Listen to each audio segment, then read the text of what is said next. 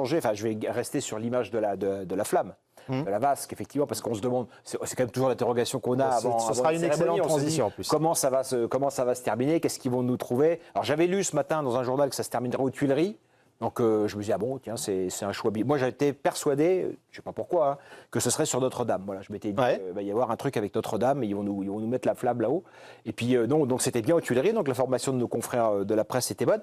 Mais comment? Et là, oui, la montgolfière, l'image, est ce que disait Timothée tout à l'heure, c'est que pendant, ou Marie, pendant 15 jours, 3 semaines, c'est l'image qui va. Puis même d'ailleurs, je ne sais pas si les paras, ils changent la flamme ou si c'est la même qui. Là, j'avoue que je dis mon. De mémoire. Alors, et on va demander à Maël Serror, qui est en régie, je sais notre pas. guide absolu, là, et on nous répond dans quelques instants. Au moins pendant les 2 semaines qui viennent, c'est une image qui va nous accompagner, on l'aura en. Cette image-là, elle est incroyable. Est-ce que c'est la même vasque que les Paralympiques? On va vous dire ça dans quelques instants. Et Dieu sait si on vénère Marie-Jo Pérec et Teddy Riner, on va moins retenir eux et la cohorte de champions français qui les a accompagnés que cette image d'élévation de la flamme dans le ciel de Paris. Marie-Jo Pérec et Teddy Riner, vu hier par Timothée Mémon. Bravo encore. Eh bien, hier, il nous a mis le doute, Teddy Riner. On va le réécouter, c'était en zone mix, donc Anne-Sophie nous racontait la scène. Teddy Riner, soit il nous a baladé, soit c'est un très bon acteur. Écoutez, hier, ce qu'il disait sur ce moment qu'il a vécu aujourd'hui. Il a oublié. Non, c'est pas Zidane, c'est sûr. Alors ça, c'était le moment sur Zidane, sûr, et il ne nous avait pas menti déjà. D'un coup, le petit sourire, Voilà. on interprète Oui, mais différemment. Tony Stanguet a précisé qu'il avait prévenu les personnes concernées Ce matin, c'est ça? Donc Je sais peut-être plus qu'il ne qui le croit, savait pas hier. On ne sait pas. Alors, Le grand bluff. Timothée hier, bravo. Minuit 23, on rend hommage à Timothée. Ça ne va pas le rendre un peu moins arrogant. Timothée, il avait tout vu hier. Comment Teddy Riner, un athlète qui est engagé, pourrait être dans la confidence? C'est beaucoup trop risqué, les fuites et tout. Évidemment qu'il ne le sait pas et qu'il nous bluffe complètement parce qu'il est facétieux, qu'il aime bien s'amuser avec nous, quoi. Il ne le sait pas, sauf si c'est lui. Et il ne le sait pas, sauf si c'est lui. Bravo, Timothée. Et, Et vous aviez ajouté, voilà. j'aimerais bien que ce soit avec Marie-Jo Il est Pérec. presque trop court, là, l'extrait. Ah, l'extrait reste trop court, il ne rend pas tout à fait hommage. Vous avez raison, ça va pas l'aider. Ah là là, minuit 24, on continue de débriefer cette soirée unique avec cette cérémonie somptueuse. Regardez, tiens, Paris qui retrouve les images en direct, le calme, hein. Corentin Roland qui nous offre ces images-là, la conciergerie.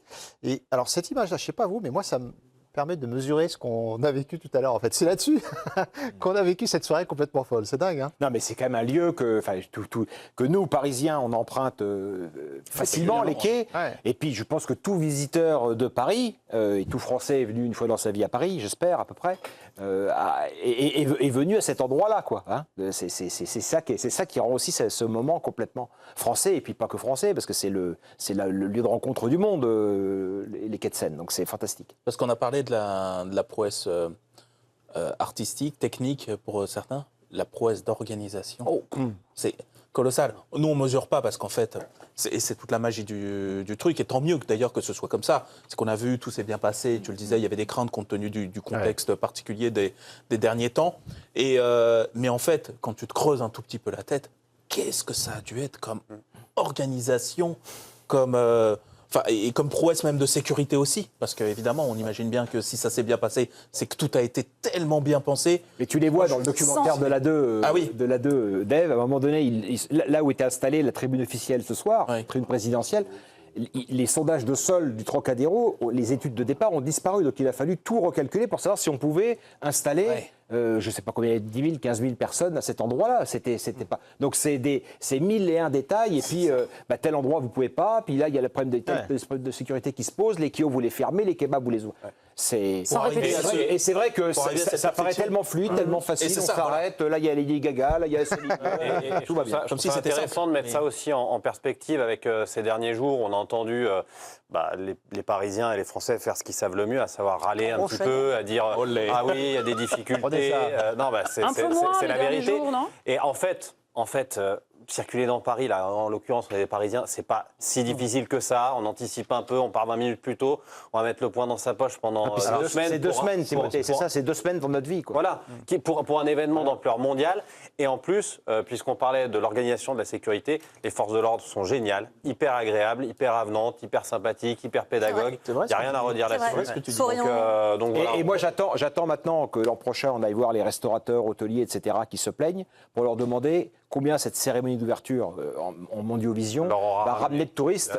Pas évidemment là, pas le jour J, mais Tous ceux qui ont vu les images, là, ils reviennent. dans 1, 2, 3, 4 ans. Là, le film pour Paris, il est Extraordinaire, ouais. Il est magique. Le film pour Paris et l'image de cette vasque donc allumée par Marie-Jo et ce duo, donc Marie-Jo, Teddy Riner. Oui, et puis surtout tous les athlètes qui les ont précédés aussi, enfin qui ont participé à ces derniers relais de la flamme olympique. Regardez, ils ont publié une photo tous ensemble. Là, je peux vous dire qu'il y a quelques médailles olympiques sur cette photo et quelques titres. On voit David Douillet, on voit évidemment Teddy Riner et Marie-Jo Pérec. Je ne vais pas tous les citer, mais en tout cas, c'est une photo magnifique. Et Charles Coste au milieu, si vous ne le connaissez pas, il a 100 ans. Charles Coste, il est né en 1924, donc quand Paris avait accueilli les JO pour la dernière fois. Il a été champion olympique en 1948. Et ce relais final, eh bien, c'est le moment marquant pour Anne-Sophie. Tiens, Anne-So. J'ai adoré ce moment, c'était assez amusant parce qu'en tribune on était sur l'écran géant et comme vous sans doute, on essayait de deviner les athlètes qu'on voyait d'abord de dos et on se disait qui va être le prochain.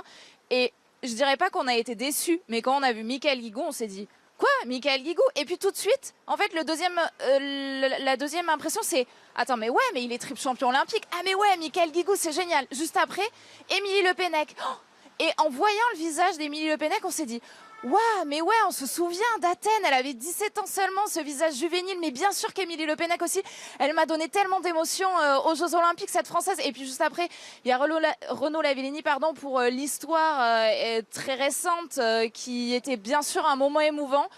Jusqu'à l'apothéose, Pérec Riner, c'était peut-être plus attendu, mais cette idée d'équipe, en plus avec les Jeux paralympiques qui ont été intégrés avec Marie-Amélie Le Fur et les 2 porte-drapeaux des Jeux paralympiques, j'ai trouvé ça très très fort comme image et j'ai trouvé ça génial, vraiment.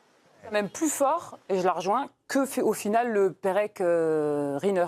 Parce que bon, on s'y attend, les noms étaient sortis, mais d'avoir tous ces athlètes, et notamment les 4 qui étaient sur le bateau, là, Carl Lewis, aide-moi, Serena Williams, Rafael Nadal, c'est une idée de génie. Est-ce que c'était parfait, cet allumage de la vasque, avec ce relais Pas mal. Franchement, j'ai trouvé. est-ce qu'on aurait pu rêver mieux comme idée? Tu vas toujours dire il aurait manqué lui, et puis elle, et puis tout. Non, mais c'est-à-dire que là, justement, on a l'impression que personne ne va se plaindre, en fait, que ce soit pas un tel ou un tel qui l'ait fait, qui l'ait pas fait, non? Non, ouais, moi je suis assez d'accord. C'est vrai qu'on pourrait se poser la question là d'un coup de se dire il manquait qui. Justement, il y a eu pas mal de monde. On a eu 10 dernières minutes très condensées avec d'Amélie Mauresmo jusqu'à Teddy Riner, avec un panel large, avec des athlètes du para, des athlètes. Non, c'était En activité, Ouais, retraité. On était tous heureux, je crois, de voir Renaud Lavillenie, parce qui n'est pas au rendez-vous pour quelques... Il ne pourra pas les disputer. Voilà, et probablement qui était 10 sur là. 10 là, ouais. Oui, bien sûr. Et puis effectivement, le choix conjoint de Pérec et Riner, on a beau dire que c'était attendu, même si finalement il y avait d'autres hypothèses aussi qui étaient sorties.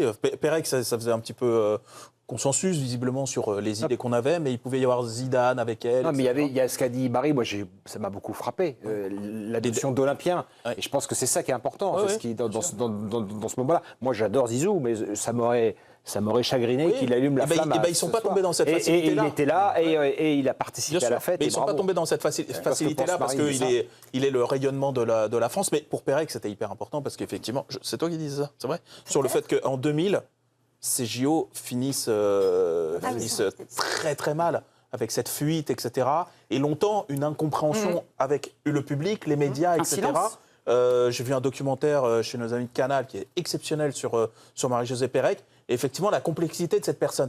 Et qu'elle puisse renouer dans la plus belle soirée possible, là, avec son histoire olympique, mais aussi française et sportive, avec ce geste final. Et ben, je trouve que, là encore, on parlait de point d'exclamation, de point final réussi. Je trouve que c'est réussi. Quand bien même, c'est attendu, et ben, je trouve que c'était réussi parce que c'est juste, en fait. Elle était émue, hein. Elle pouvait. voilà. Je pense qu'il y a tout ça qui est remonté, à mon avis.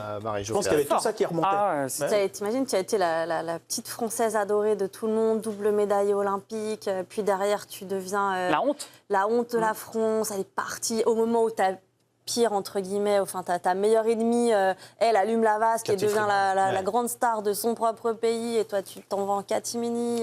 Triple championne olympique, il faut rappeler au... C'est 92 déjà. catastrophe, quoi. Triple championne Et olympique. c'est vrai que Marie-Jo, c'est pas quelqu'un qui a des facilités à communiquer. Elle est très introvertie, alors qu'elle a des choses incroyables à dire. Et donc là, j'imagine, oui, que ces larmes, c'était des larmes de bonheur, quoi. Mais vous, l'Olympienne, Marie, est-ce que c'était parfait pour vous, ce relais jusqu'à l'allumage de la vasque? Ouais, je crois que ça démarre même à l'arrivée de la flamme à Marseille. Où il m'a semblé ressentir un vrai engouement des gens à Marseille, alors que je me posais vraiment la question de savoir si cette arrivée à Marseille et cet antagonisme un petit peu franco-français de Marseille-Paris et tout, ça allait marcher. Et Donc c'était une bonne idée de Jules pour ramener tout le monde autour de la place. Pas spécialement finalement. au début que ce soit Jules, je trouvais que c'était quand même relativement marseillais comme choix, donc ça me paraissait avoir un certain sens. Mais donc tu vois, j'ai eu l'impression quand même que tout avait commencé là. Et il m'a semblé voir un engouement démarrer à ce moment-là, même des journalistes, je ne citerai pas, mais qui me semblaient un petit peu ronchonnés. Et jusqu'à là, Les journalistes pas forcément... C'est pas d'où tu sors ça. Pas très enthousiaste. Oh, les jeux, ça démarre pas, ça démarre jamais. Je sens pas que les gens ici intéressent. J'ai pas l'impression que la flamme s'allume et tout. Et là, j'ai eu l'impression que ça commençait. Et c'est vrai que peut-être certains auront dit qu'il y en a eu beaucoup de faits sur ce relais de la flamme. Mais en attendant, il a permis de teaser et d'amener petit à petit, de tous nous amener à ce soir où on s'est retrouvés tous à la cafette. Et Oubès, vous m'avez dit, mais c'est incroyable. Et je crois que c'est la première fois où je vois tout le staff d'une seule émission réuni comme ça face à un écran. Ah oui, c'est vrai. au même Et moment. c'est la première fois. D'habitude, on est toujours occupé à préparer, à faire un peu autre chose. Enfin, Non, en tout mais cas, là, Au final de Coupe du Il y avait Monde, une ça urgence paraît ce soir. d'événement. mais oui, en Je suis même très temps, curieux sur un de connaître événement. l'audience de cette cérémonie demain en Alors, France. combien vous pas dites grave. tiens, on peut faire les pronos de la cérémonie. Romain, il y a des infos, non? Non, il n'y a pas déjà des infos, mais. Mondiale ou française? Non, française, déjà. Française. Alors, en française, moi, je donne un prono, je dis 25, moi. 25 Ah millions. ouais. Oh non. Ah oui, ambitieux. Quand même. Ça, c'est très Quel est le olympique, record de la télé française? C'est quoi, 21 millions? Non, Non, le record de la télé française, c'est Emmanuel Macron pour l'annonce du confinement, c'est 30 millions. 36. 36 millions. Ah Tout bon confondu. Ouais. Oui, mais Ah. toute chaîne Oui, c'est confondue. tout confondu, Eh oui. oui, toute chaîne Mais là, confondue. il y a- On regardera pour l'événement sportif, le record. le